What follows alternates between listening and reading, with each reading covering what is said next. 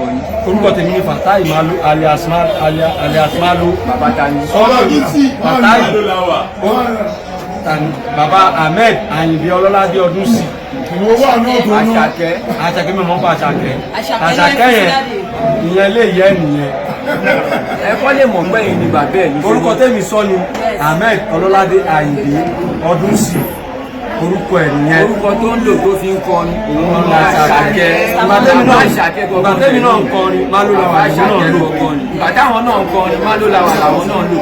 Èmi ṣó ni Bárẹ́ Mustapha Abíọ́dún tí gbogbo ẹ̀yin blọ́gà tẹ̀ ń gbé gbogbo ẹ̀ káàkiri pé gbogbo nǹkan tá a sọ pé fèkì ni kò jẹ́ fèkì o. Bàbá gbogbo tó fi Àṣàkẹ́ ní láì bàtà rẹ̀. Ìyàwó ẹ̀ tó bímọ fún lélẹ̀. Ìyàwó tó bímọ fún. Ó fi sínú àtọwọ̀ 11 years yẹn lélẹ̀. Tí bàbá ẹ̀ ń tọ́jú àwọn méjèèjì lọ́jọ́ wàyí lọ́jọ́ ń tọ́jú ẹ̀. Yínká TNT, you need to stop all this trash about this man. Gbogbo wa la dàgbẹ́ lámàdàgbà o. Gbogbo ẹni tẹ́gbà wa la gbàdúrà pé kọ́mọ tọ́jú wa. And to all men, ẹ gbàdúrà pé atọ́kùnrin àtobìnrin kí ọmọ ní àánú wa lójú. I'm begging you, Ololade Mr. Money. Wale, I'm going to send this thing to you. You know we have talked, and you need to send to Olamide, which we promised me in the midnight. Ẹ jọ̀ọ́ nítorí Ọlọ́run, he should come and do the needful. Even kí gbogbo Nàìjíríà dá 10 billion fún bàbá Ìlérí. If Àṣàkẹ́ should drop 1 million, it's going to make him happier than the money we have donated to him.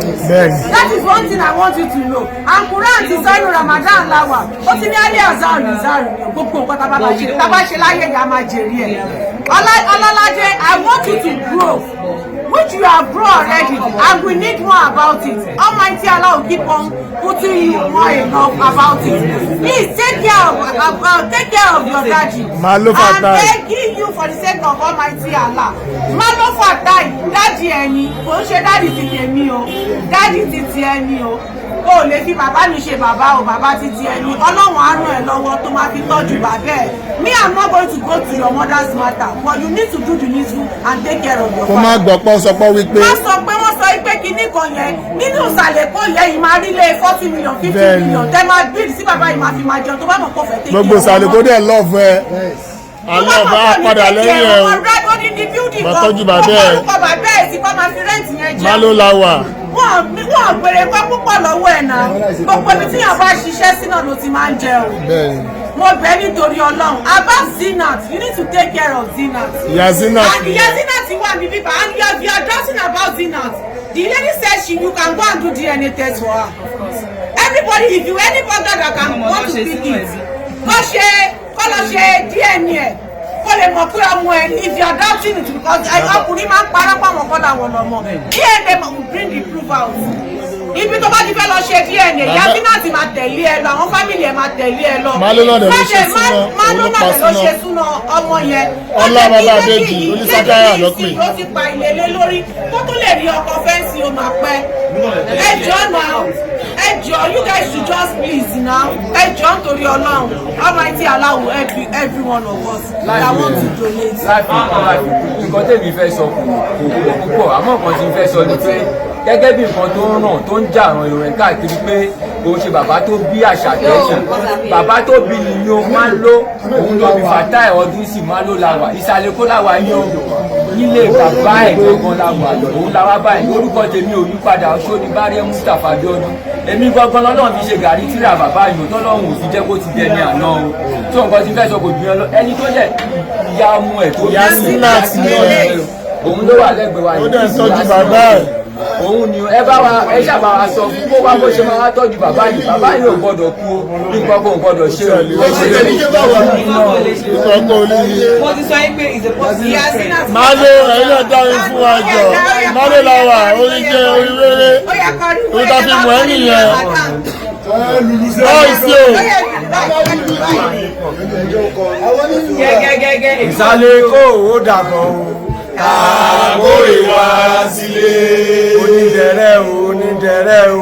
Onídẹ̀rẹ́ lọ ṣàjò tàjò bọ̀.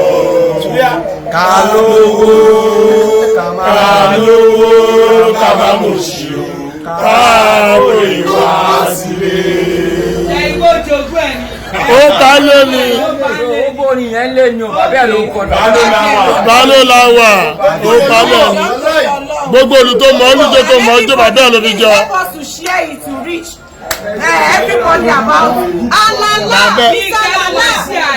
Mr. Lala ẹjọ́ nítorí Ọlọ́run mo bẹ̀ yín ni Mr. Lala Muyideen Sasilu Muyideen Lala ẹjọ́ nítorí Ọlọ́run you are the godfather to Asake. He is my brother. ẹjọ́ nítorí Ọlọ́run ẹ̀yin lẹ lè help wa lórí mátà yìí kò sí nǹkan tí everybody lè ṣe fún bàbá yìí tó máa dàbí ti Asake fúnra rẹ̀. Mr. Lala, I'm begging in the name of Almighty Allah, please, you need to talk with this guy.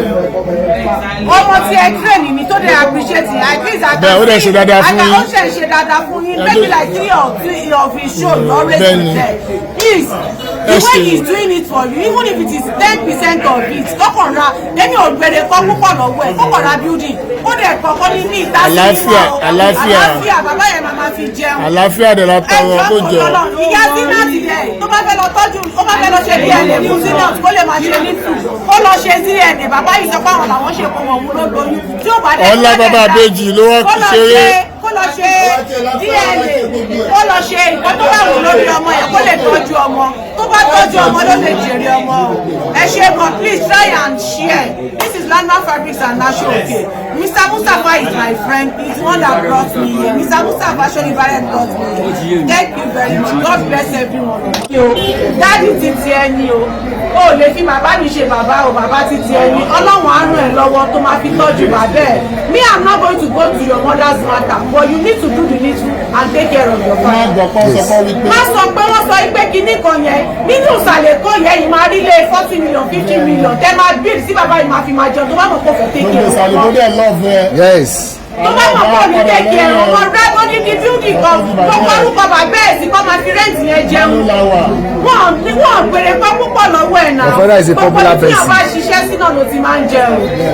Mo bẹ̀ nítorí Ọlọ́run about Zinat you need to take care of Zinat. And ìyá Zinat wà ní bíbá and you are talking about Zinat. The lady said you can go and do DNA test for her. Everybody if you anybody that can go to pick it kó lọ ṣe DNA kó lè mọ̀ pé ọmọ ẹ̀ if you are doubting it because ọkùnrin máa ń parọ́ pàwọn kọ́lá wọn lọ́mọ DNA will bring the proof out.